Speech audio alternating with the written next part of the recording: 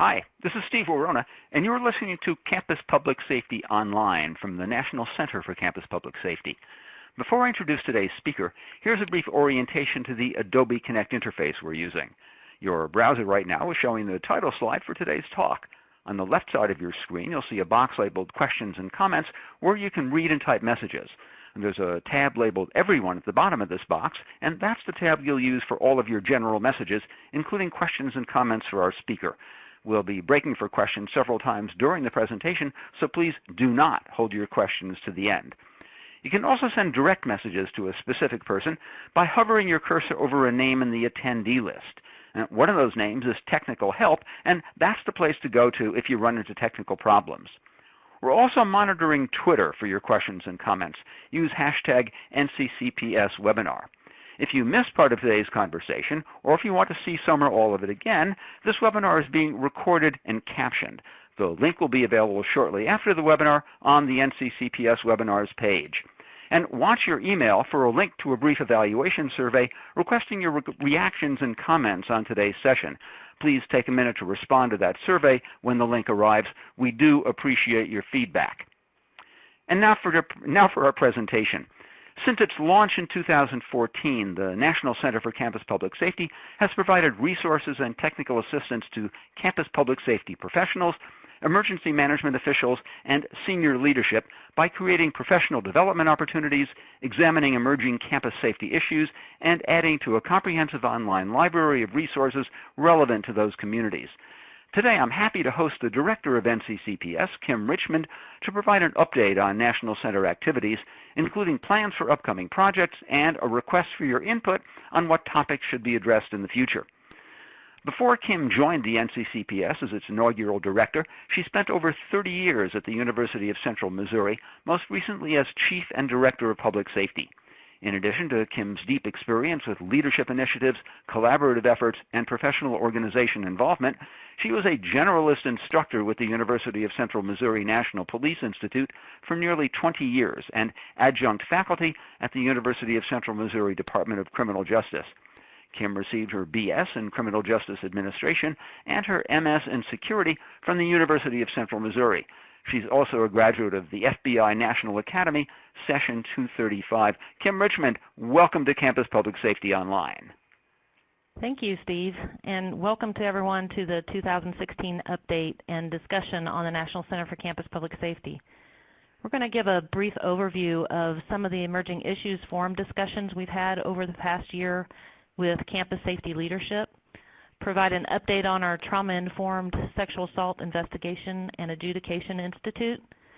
We'll talk about the National Higher Education Emergency Management Needs Assessment Survey conducted during the summer and other ongoing National Center projects. Following this overview, we're very much looking forward to your feedback and ideas for future topics and direction for the resources and information provided by the National Center. Before I get into the update, I want to take just a minute to review a bit of history. I think it's important to have this information forefront in our minds as we move forward. The need for a National Center was first expressed in December 2004 at a national summit of campus public safety leaders sponsored by the Department of Justice's COPS office. The idea was simple and straightforward. Many of the existing and emerging challenges facing campus safety agencies could be at least partially addressed if there was a central place that campus safety officials could go to for reliable information on issues of importance to the field, a place that would serve as a bridge between campus public safety agencies and their federal partners. For the next 9 years, our federal partners and several campus public safety leaders pressed on, advocating at every opportunity for the creation of a national center. Sadly, a number of mass casualty events occurring at K-12 schools and colleges and universities prompted Congress to create the National Center for Campus Public Safety. All of us at the National Center are constantly mindful of the tragedies that propelled us into being and of those who tirelessly and without fanfare advocated for our creation.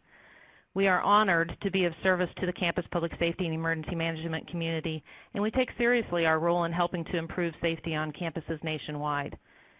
Thank you to all of you for the efforts you put forth every day. We truly value your work and our partnerships. Now moving forward, the National Center has hosted or co-hosted 20 emerging issues forums involving over 400 campus safety officials. These safety officials represent a variety of campuses from across the country, and the resulting reports from these forums capture the work, thoughts, and ideas of these participants. We are always mindful to ensure that we include representatives from 2-year, 4-year, public, private, large, small, rural, and urban campuses. We know every campus has their unique challenges, and the experience and knowledge of our participants is invaluable.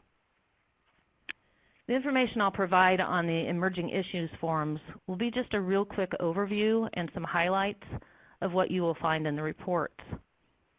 The reports will provide much more detail on the outcome of the discussions, and all of the reports are available on our website, nccpsafety.org, under the Our Work tab under Publications. I'll start with the Institutionalizing Clarrie Forum. The purpose for this two-phase discussion was to determine ways to help institutions develop their cultures to manage compliance with the Clery Act from an institution-wide, multidisciplinary team approach, rather than something sequestered to one compliance professional or a few compliance professionals at each institution. The primary task was to determine what kinds of communication could make that growth occur. Our partners from the Clery Center and from various professional associations involved in higher education institution leadership joined us for this forum. This report summarizes the focus group discussions and outlines the identified recommendations and conclusions. The identified best practices fell into 3 categories. First, institutional buy-in and support. Building a campus culture that demonstrates support for the Clery Act and overall campus safety, training for employees and students, and senior leadership communication. The second category is structural best practices. The group talked about the importance of forming an institutional multidisciplinary team to ensure there are no gaps in the various components of compliance, and other topics such as technology, using technology to record and gather information necessary for the annual report. In the communications and public information category, the discussion was around creating a communications plan to help institutionalize Clery compliance, and also strengthening community partnerships with local law enforcement and other agencies. Another strategy was creating an educated pool of student leaders who can serve as ambassadors and can help develop those awareness and prevention campaigns. The participants saw value in educating the campus community, including students and parents, but also the off-campus community about things like timely warnings, emergency notifications, and crime statistics.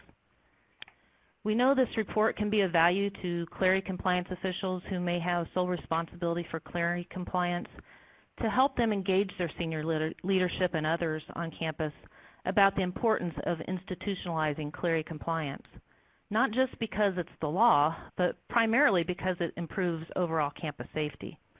Of course, as there are updates and new amendments to the Clery Act, the Clery Center is a great resource for campuses to reach out to with questions and technical assistance. The Emerging Issues in Managing International Programs at Institutions of Higher Education Forum was also a 2-part discussion with global health and safety managers from 8 universities. Obviously, this was a smaller group, as the number of institutions who even have the position of global health and safety managers is pretty limited. The purpose of this discussion was to review key risk management and mitigation issues identified in a pre-discussion survey of emergency management professionals and campus administrators, and then to prioritize emerging risk issues for higher education, and to develop a preliminary set of recommendations to address these issues. Then a few months later, we had additional discussion to review those recommendations and discuss the resources required to implement them. The report that we released in May this year includes these recommendations, an appendix of key health and safety resources to enhance health and safety in international programs, and a copy of the Global Health, Safety, and Security Scoping Survey results. Again, the findings are compiled in categories. The first category was structural. Findings there included mapping out your campus's resources related to global programs to identify any gaps in risk coverage, considerations for addressing mental health concerns for students and employees, building a healthcare provider roster in relevant locations, developing a process for stateside return of students and employees in crisis, creating internal situational awareness processes, and considering intelligence vulnerabilities. In the risk evaluation category, some of the best practices identified were defining the institution's risk tolerance as it relates to terrorism and civil unrest, identifying other institutions' programs in affected areas, identifying Title IX and Clarrie coordinators for global programs, including global program staff on incident management teams, and spending the most energy on the most probable risks. Training and educational outreach covered things such as making pre-travel awareness training mandatory for students and employees, ensuring availability of travel resources, reviewing codes of conduct, and the importance of identifying and communicating what the institution can or will do or won't do to assist students detained for violations in that country. Program implementation and resources includes the creation of a compendium of after-action reports. That is a collection of case studies on real-world incidents that affected global programs that could be valuable for institutions to understand how various risks might play out abroad and help them plan for and mitigate those risks in their own programs. It's also suggested that institutions consider the process for vetting the emergency response capabilities and willingness of employees who supervise students in international locations. There's also a comprehensive resource appendix in this report. The purpose of the Policing Off-Campus Communities forums was to identify best practices in sharing campus law enforcement responsibilities with local partners and establishing and maintaining positive, supportive, and effective relationships with off-campus communities. Facilitated discussions during the forum identified the most pressing coordination challenges local and campus law enforcement agencies face and generated a number of specific recommendations regarding best practices to address those challenges. The group discussed a broad array of factors, tactics, and strategies. A series of core principles emerged throughout the day. Institutions must do more to help local agencies understand the roles, responsibilities, and needs of their campus law enforcement agencies. Institutions and local agencies must work together more to share crime information for the purpose of complying with the Clery Act and Title IX. Campus and local law enforcement authorities that physically work together and formalize their expectations of each other are better positioned to meet overall campus and community expectations. The number of institutions that operate in states where marijuana use is now legal or decriminalized is expanding. In fact, just last week, additional states joined the list legalizing the recreational use of marijuana. Those changes are creating new challenges for campus safety officials at campuses across the United States.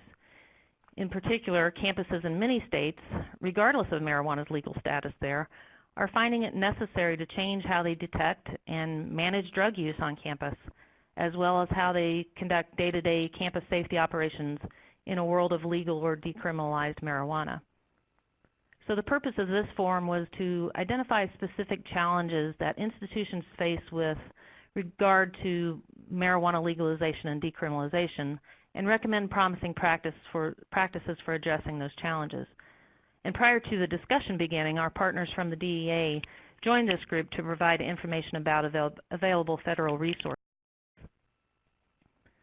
Some of the recommendations from this discussion are creating a national impairment standard, like there is for alcohol impairment, further developing field testing for marijuana, including questions about marijuana impacts in campus climate or other institutional surveys, having clear policies that are effectively communicated, and developing a national marijuana education program for higher education institutions.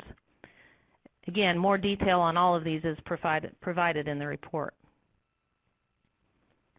Our Community Relations Forum came about from the acknowledgement that the national climate surrounding police shootings involving people of color and the retaliation against law enforcement officers had escalated to a point where leadership was needed. Many chiefs of police at historically black colleges and universities, or HBCUs, recognized that their students in particular were being negatively affected by these incidents and the national climate. So we partnered with the HBCU law enforcement executives and administrators to host a two-day event in Washington, D.C. on August 30th and 31st this year. Day one began with a presentation by Paul Montero, the director from the Department of Justice's Community Relations Service, and then continued with a day of activities for relationship building to create a safe space for the next day's conversations. The discussion, titled National Conversation on Police and Community Interactions on HBCU Campuses, held on the second day, involved an in-depth discussions between student leaders and their police chiefs or safety directors representing 20 colleges and universities, mostly from historically black colleges and universities. The primary purpose of this forum was to identify gaps in perception between students and public safety officials, and then to build a framework to help the campus community bridge those gaps. The group agreed that the issues needing urgent attention are interactions between local and campus police, students' fear of law enforcement, the need to review and update training for officers, the dynamics of civilian and police interactions, and improving communications between campus police and students. The participants identified a series of potential solutions to urgent challenges in these areas that they thought would be effective on their own campuses, and then they committed to implementing specific recommendations on their campuses within 15 days of the forum, by the end of this semester, and by the end of the academic year. You can read more about the details of this discussion in the report that's available on our website. We look forward to the opportunity to replicate this model for community relations conversations with additional campuses and to see the progress experienced at the participating institutions. This is a brand new update, as we just finished our forum on Campus Carry yesterday at Collin College in Texas. We had about 25 campus police chiefs and safety officials in attendance representing campuses in states where campus carry is legalized and from states where legislation is pending, along with representatives from our federal partners in the ATF and FBI. This map indicates the current status of gun laws in each state. Red are states where concealed guns are allowed by law. Gray indicates concealed guns are allowed by law, but schools can limit the location and who carries. Green is states where concealed guns on campus are prohibited by law. Yellow is individual and schools are responsible for deciding their weapons policy. And orange are states where concealed guns are allowed only in locked cars in parking lots. So the purpose of this discussion was not to determine whether campus carry legislation is a good or bad thing for campus safety. In some states, it's a reality. So our work was to identify critical items to consider during the development and implementation of policies and procedures reflecting weapons carry legislation. As a result of this discussion, we'll produce a report outlining the approaches taken and lessons learned as shared by forum participants. The key outcomes from this discussion were challenges and solutions that were associated with policy development, community education, culture, training, implementation, communication, legal, and evaluation. We had representatives from various types and sizes of campus in various states, and institutions that represented diverse cultures and policies, in some cases even within the same state. We're confident that institutions will find the outcomes from this deep dive discussion beneficial as they move forward in this changing environment. We certainly thank our participants for their work the last 2 days. Please watch our weekly snapshot and website for the release of this report. As far as future forum topics, we are planning a forum to discuss international student safety. During the 2013-14 academic year, 886,000 international undergraduate and graduate students enrolled in U.S. colleges and universities. Over the last several years, a number of major violent crimes have been committed against international students on or near American college campuses. And at the same time, campus public safety executives have expressed concern about safety challenges that are somewhat unique to international students. We hope to conduct that forum in the March to April 2017 timeframe. We also have interest in a discussion regarding the unique challenges of policing on urban campuses, on hate crimes, and exploring the application of 21st century policing principles to campus law enforcement and campus public safety. I'd love to hear what other topics campus safety officials and emergency managers are interested in for future discussions. I'll break now for questions about any of these forums and any comments or suggestions from the audience. Thanks, Kim. You're listening to Campus Public Safety Online from the National Center for Campus Public Safety, and we're hearing from the director of the NCCPS, Kim Richmond, who's talking about NCCPS, where we are, and moving forward together. If you have comments or questions for Kim, especially on emerging issues forums or overview of future topics, type them into that blank line in the questions and comments pod, and we will see that Kim is presented them during several question and answer breaks we have scheduled. Kim, a question that actually came in during the registration process. Please speak to Clery and its application in relation to high school campuses. Currently in my reading, the reading of the questioner, I do not see references to high school. Okay, it is correct that the Clery Act does not pertain to high school campuses. However, many of the requirements in the Clery Act are best practices and are strategies that most campuses would choose to implement even if it wasn't required. And these same strategies can apply to high school campuses. To paraphrase Jim Moore with the Compliance Division of the Department of Ed, compliance with the Clery Act is something that happens when you go about your daily job of keeping campuses safe. So although it's regulated and has specific requirements, most of the requirements are baseline or minimum best practices, and many campuses go above and beyond what's required in the Clery Act in their efforts to keep their community safe. Someone wonders, how can I participate in a forum? Okay, well, we choose most participants randomly based on the relevance of the topic to their campus. Again, we make every effort to include representatives from all types of campus. We want to make sure that we get input from 2-year, 4-year, public, private, large, small, rural, urban, and spread it geographically across the nation as well. We also receive input from our partners at IACLEA, IACP, IEM, and the DRU network to help identify institutions who have experiences with the various topics. And certainly if you have specific interest in an upcoming topic, feel free to email me at krichmond@nccpsafety.org, and we can certainly put you on the invite list. Timothy Cameron responds to your question about emerging issues and wonders about human trafficking and youth exploitation. Is NCCPS exploring this issue? That's not something that had yet come to us as a major concern, but we can certainly add that to the list and kind of poll our partners and institutions. And if there's enough interest, that's certainly something we can look at. Thank you. Another question, what are you doing with these reports? Yeah, so all of the reports, once they are finalized and published, are available on our website and accessible for use, again, at nccpsafety.org.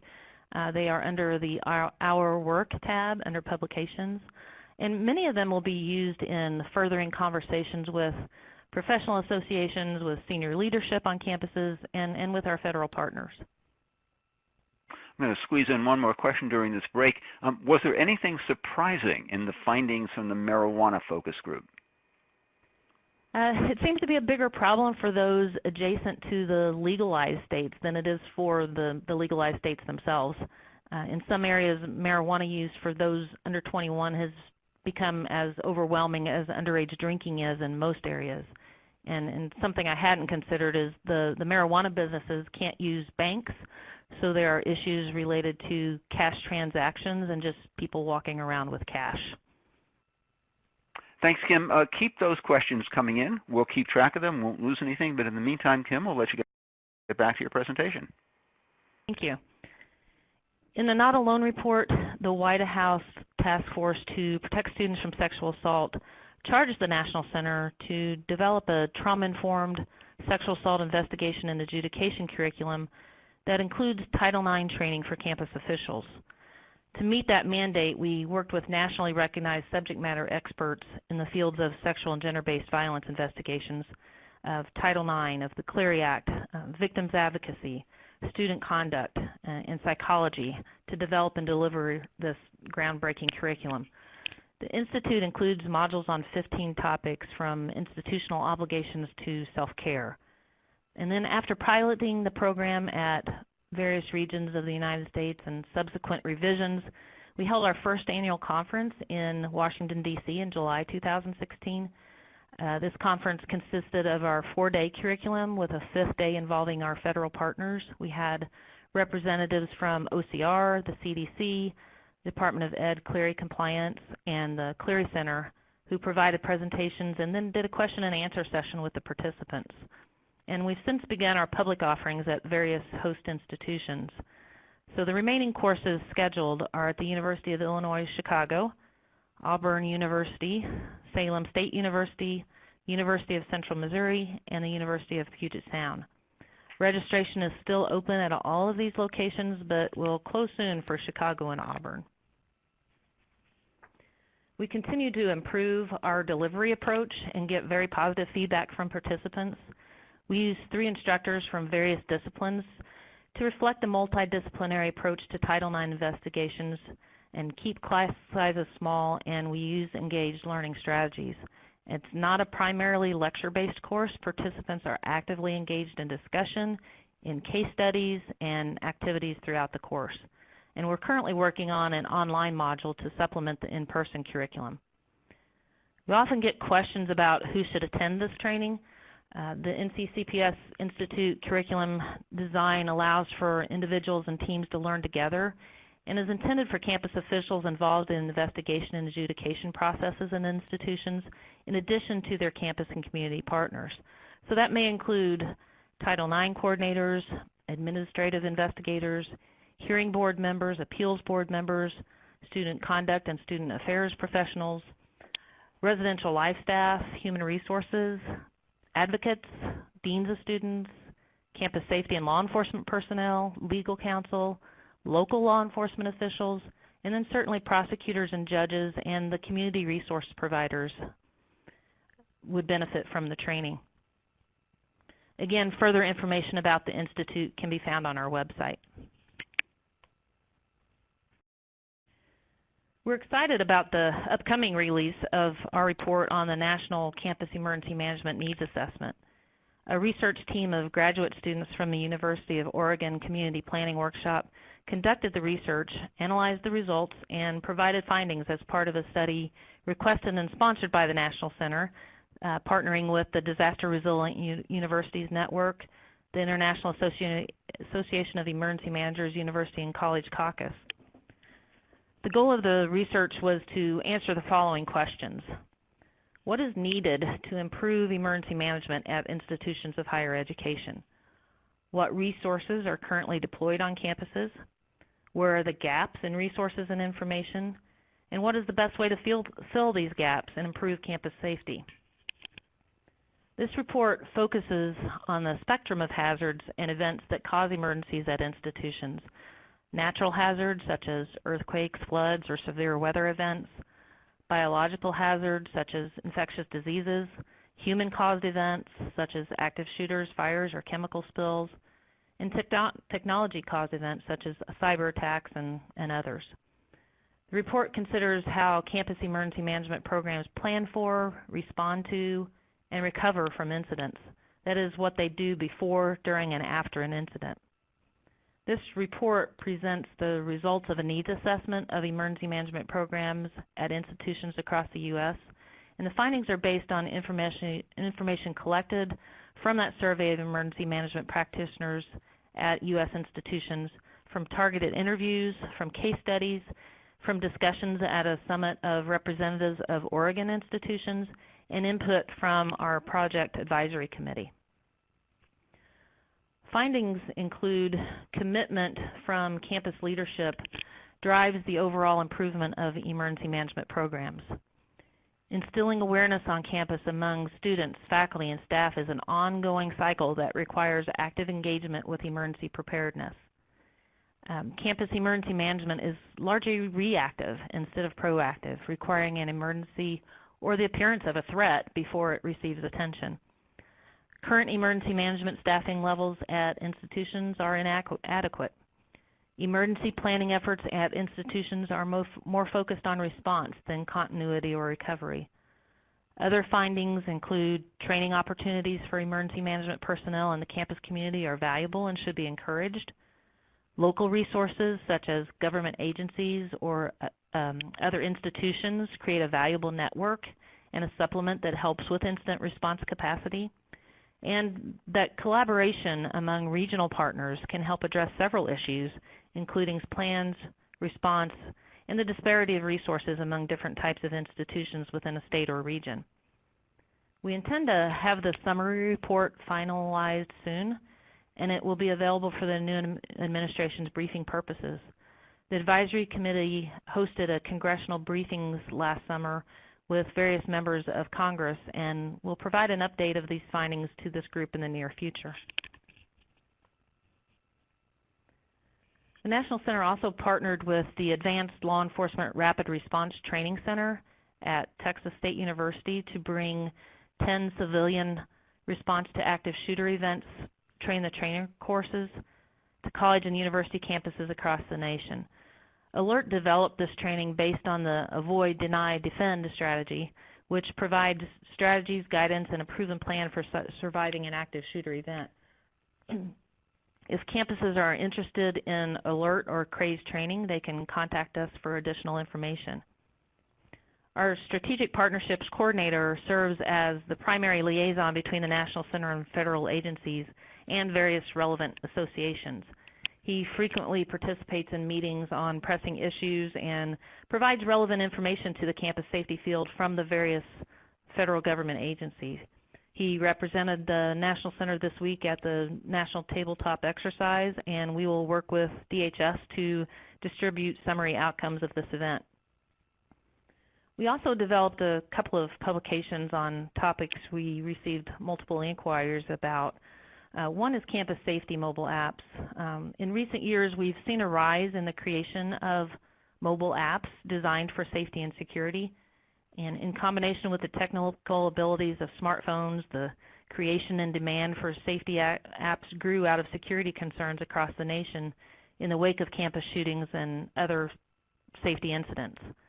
Many colleges and universities are deciding to implement safety and security apps on their campuses for students and in some cases for faculty staff as well. So this document is a comprehensive list of mobile safety app resources with summaries, cost information, supporting devices, and links, and is intended to assist institutions considering the use of mobile safety app technology. Another is our guide to social media in educational environments. The challenge for many administrators is understanding what social media is and how it impacts safety in an educational setting. This guide intends to help those interested in the safety and security of a school district, college, or university with insight into the use and impact of social media. The guide provides information on social media and its uses in an educational setting, as well as the benefits and challenges, threat alert services and procedures to consider when a threat is received, prevention strategies, developing a social media policy, and guidelines you can share. Social media tips and resources you can share with your community are also included. Social Sentinel provided this document to the National Center as a resource for educational environments. I'll open to questions about our Trauma-Informed Institute or the Emergency Management Needs Assessment or any of our other projects. Thanks, Kim. Speaking of the Trauma Informed Institute, someone wonders how can we bring the Trauma Informed program to our campus? Yeah, we are not currently accepting future host institutions, although we do have, we will plan for regional training in the future. I would suggest just monitoring our website and our weekly snapshot for future information about upcoming trainings. How will the EM needs assessment be used? What are the next steps? So we will be working with our advisory committee to, obviously distribute the report out to practitioners. In addition, that document will be used to guide our conversations and our updates and our congressional briefings that will be planned here soon. So really working with the emergency management practitioners who helped us develop the program and push information out to senior leadership administrators and, try to help focus and really form the direction of the services and resources provided to campus emergency management. And someone wonders, how is the training you've been describing different from other Title IX training courses? Yeah, so we have been purposeful from the beginning to ensure the course curriculum has covered a variety of issues by a variety of subject matter experts. We've had psychologists, advocates, attorneys, and Title IX professionals involved from the beginning of the curriculum development, and we teach our course with 3 faculties from these disciplines. Our curriculum has been reviewed by the Office on Violence Against Women, by OCR and the Department of Justice Civil Rights Division. We've worked with curriculum designers to ensure our course follows engaged learning strategies and incorporates various activities, case studies, and discussion opportunities. We know that participants can learn a lot from all the experiences in the room, and we value active participation. 92% of participants who offered feedback indicated their overall satisfaction with the Institute as very satisfied or satisfied, and at the end of the course identify specific action items that they're going to take to build and enhance relationships with campus and community partners and to update policies and procedures to ensure a fair and balanced trauma-informed approach to investigations. Thanks, Kim. That's all the questions for now. Keep them coming, and some of the questions that were typed in the chat have been answered separately to those who asked them, just in case you're wondering about that. But Kim, please proceed. Sure. I'd like to move into future directions. We're working to identify campus police and safety officials who would benefit from crisis intervention team training. For those not familiar with CIT, it's a 40-hour course that supports collaborative efforts to create and sustain more effective interactions among first responders, mental health care providers, and individuals with mental illness and their families. We're also in the initial stages of developing a couple of online courses for campus safety officials. Right now, the topics are physical security and de-escalation tactics. We hope that the de-escalation training will be helpful not only for law enforcement and campus safety officials, but also others on campus who are in positions of dealing with difficult people or people in crisis as part of their duties. We're also looking at a survey to determine the extent the university police and safety officials are connected to and engaged with their local DHS fusion centers and FBI campus liaison agents. We hope to identify any gaps in communication, and then we'll work with campuses and federal agencies to help fill these gaps. We'll also continue all of our other services, which are all free to users. Our Campus Public Safety Online webinars have been conducted on a variety of topics relevant to campus safety, and all 12 of these webinars are available on our website. Our weekly Snapshot newsletter has proven to be a valuable source of concise information and resources on specific topics. We currently have over 3,700 subscribers to this weekly resource. We have a Snapshot directory on our website that is completely searchable. Some of our most recent topics that we've covered in Snapshots are campus suicide prevention resources, bullying prevention, preventing violent extremism, cybersecurity, and police and community interactions on campus. I'm fairly comfortable in saying there probably isn't a topic that is relevant to campus safety that's not been covered in a Snapshot article at some point, but we're always seeking input from our campus safety partners to let us know the topics they need more information about. Our research associates are available to help with any issues you have and will locate an array of information and resources to assist your campus safety needs.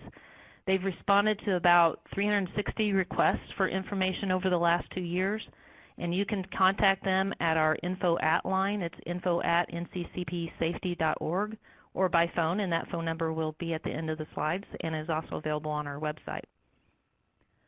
I've mentioned our website several times. I think it's important to know that our website is updated daily with new information.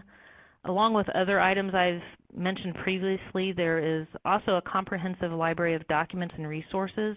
At last count, 435 of them, completely searchable by keyword. There are news articles, links to affiliates, and a calendar of events that lists various training opportunities from across the country that are relevant to campus safety officials. To date, we've published almost 3,000 events on our calendar. This steadily growing repository of carefully curated resources positions the National Center as the clearinghouse of information for campus public safety and emergency management stakeholders as intended by Congress. We also have an increasing number of followers on social media, which is another way we share information and resources. We've recently reached almost 2,000 followers on Twitter, LinkedIn, and Facebook, and we recently launched an Instagram account. We love interacting with our campus partners on social media. I'd like to get some feedback from you. I'm going to ask a question, and I'd like you to type your answers in the chat box. I'll give you a minute where I'll be silent to think about it before I begin responding to any questions. I'd like you to think about your daily life and the things you find challenging and wish you had more resources and information for. What are some of those things?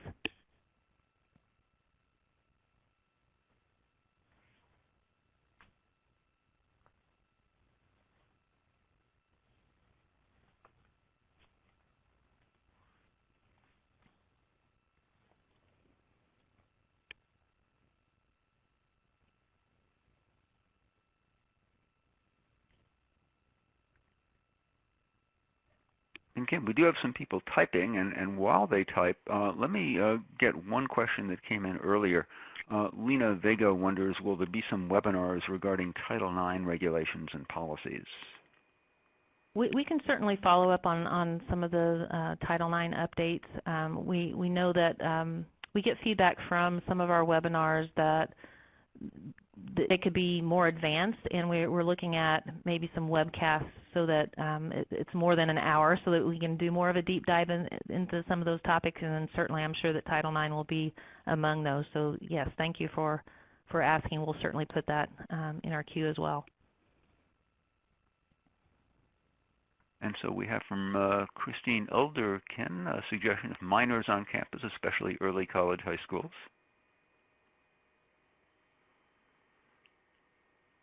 Okay, there is a webinar archived on our website concerning minors on campus that we had a subject matter expert who talked about some of the risks and prevention strategies and just management of minors on campus. So check that out, and we can certainly, if there's a need to have further resources available for that as well.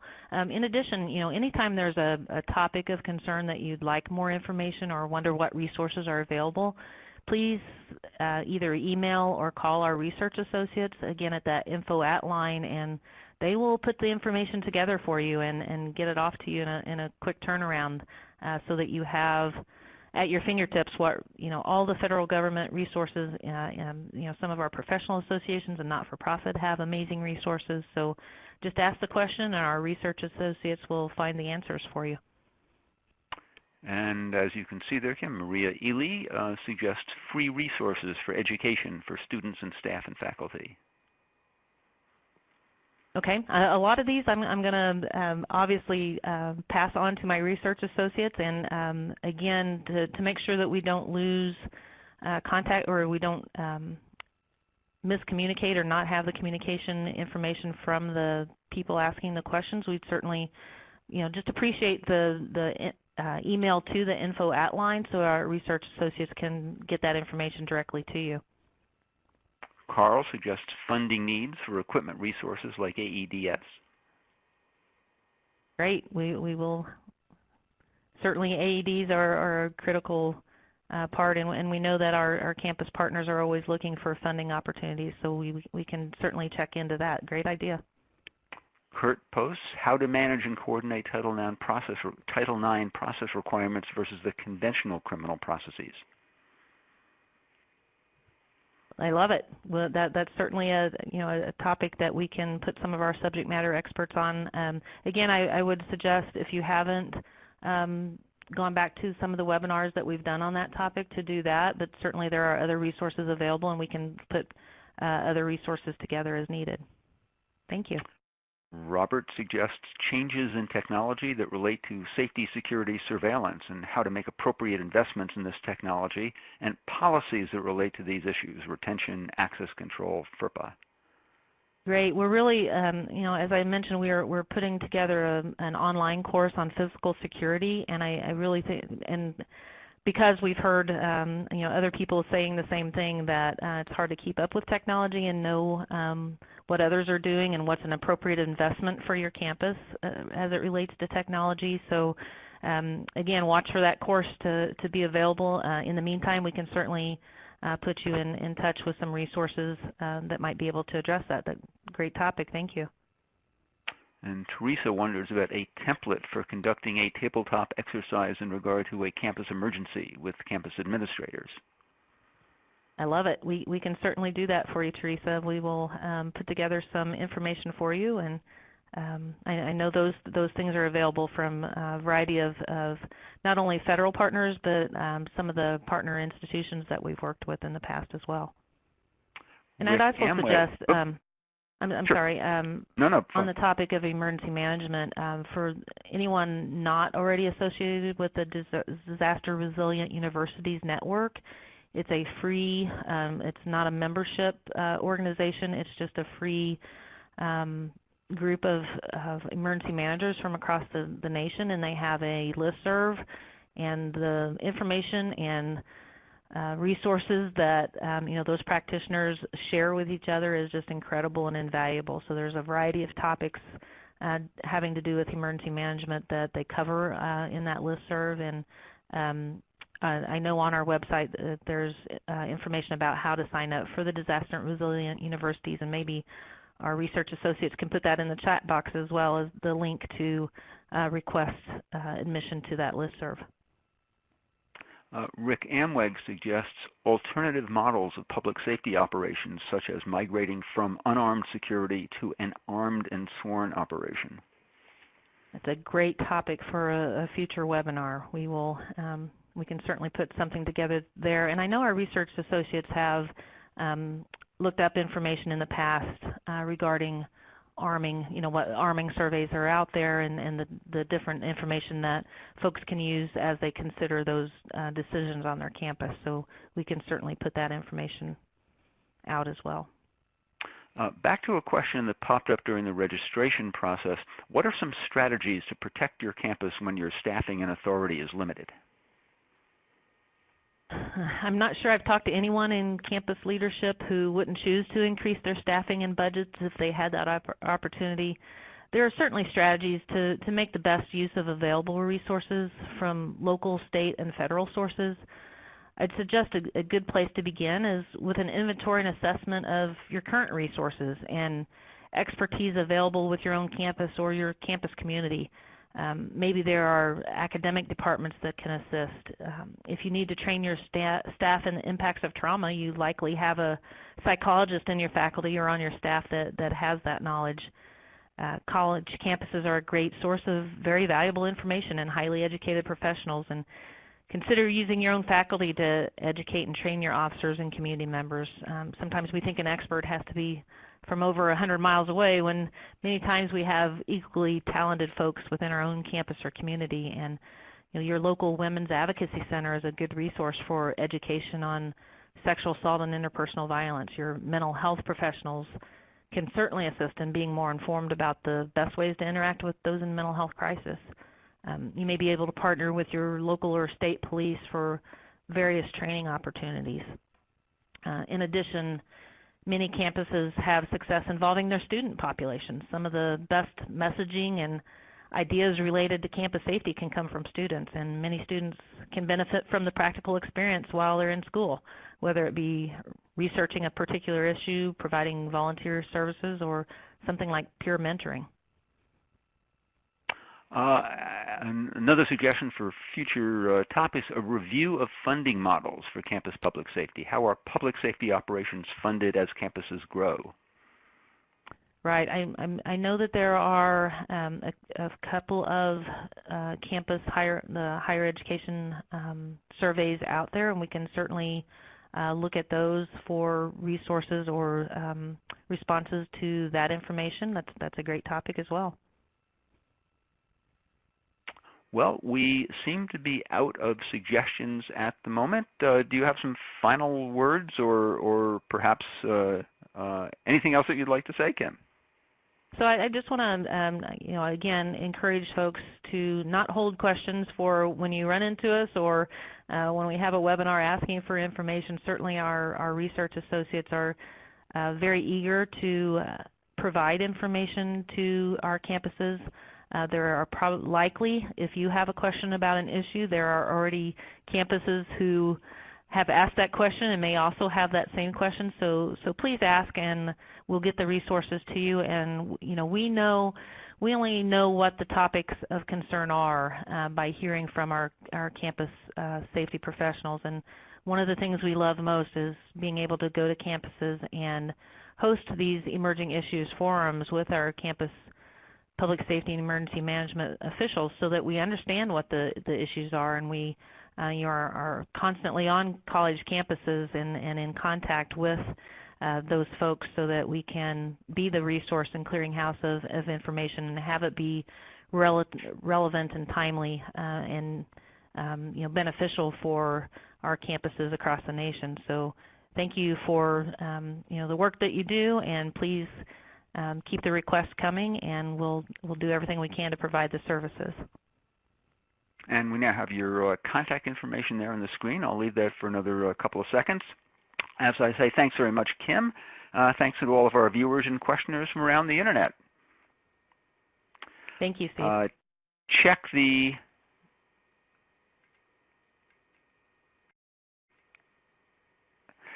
the NCCPS webinars page for a link to the captioned recording of today's presentation, as well as a link to our speaker's slides. The brief evaluation survey I mentioned earlier should already be in your mailbox. It will take you no more than 2 minutes to complete.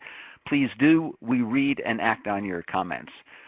Mark your calendars for the next Campus Public Safety online webinar, 2 to 3 p.m. on Thursday, December 15th. Our speaker will be Christian Moore, founder of the Why Try program. His topic is Resilience Can Be Taught, 10 Tools to Motivate Any Student. The registration URL is on your screen and clickable, or surf on over to the National Center webpage at nccpsafety.org. That's nccpsafety.org. As Kim mentioned during the presentation, the National Center for Campus Public Safety is bringing its extremely popular Trauma-Informed Sexual Assault Investigation and Adjudication Institute to a number of locations from coast to coast. The curriculum includes modules on 15 topics, from the effects of trauma to a multidisciplinary approach to investigations, developed by subject matter experts in the areas of psychology and culture, sexual assault investigations, Title IX, and Clarrie. The schedule for upcoming dates is on your screen. For more details and to register, click the blue link or visit our webpage. Campus Public Safety Online is brought to you by the National Center for Campus Public Safety, with support from the University of Vermont Continuing and Distance Education and the U.S. Department of Justice. Special thanks today to Alex McAtee. This is Steve Worona. See you next time on Campus Public Safety Online.